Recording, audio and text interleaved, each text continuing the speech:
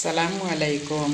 আরেকটি নতুন ব্লগে আপনাদের ওয়েলকাম। আর আজকে মুরগির মাংস দিয়ে আর ফ্রাঙ্গি উড়ি যে এটা দিয়া একটু শুকনা শুকনা করে বানাই। আর মুরগিটা হইল গিয়ে লোকেল মুরগা, দুইটা মুরগা কিনছি হালকে 1200 টাকা দিয়া।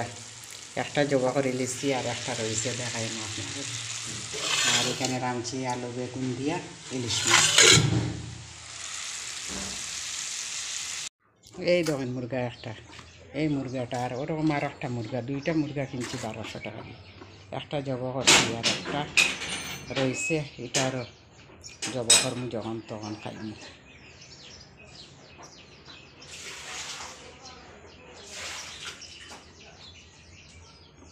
কুটুম বাড়িতে কিয়া জিনিস আইছে পুরা দেখাইলাই। এই তো সুঙ্গা, নতুন বৎসরের প্রথম সুঙ্গা কুটুম বাড়িতে গিয়েছে। বহুত ক্লোজ কুটুমা।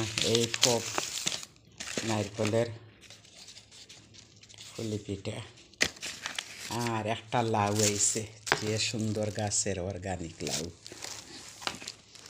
দেখো যে সুন্দর লাউটা,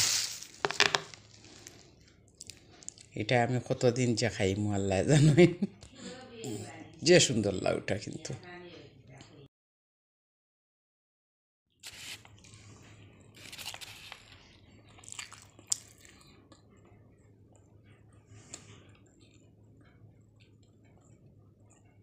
এটা হইল কি নদীর, এই যে হইল শুকি মাছটা।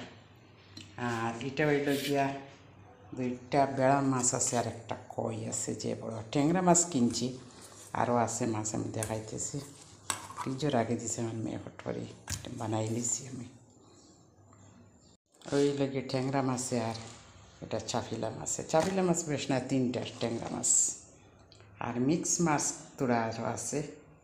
এই ওই লাগে মিক্স মাছ, মখা, এরপরে বালিওড়া, ফাঁস মিশালি আর কি মাছ, ইচ্ছা সব কিছুতে।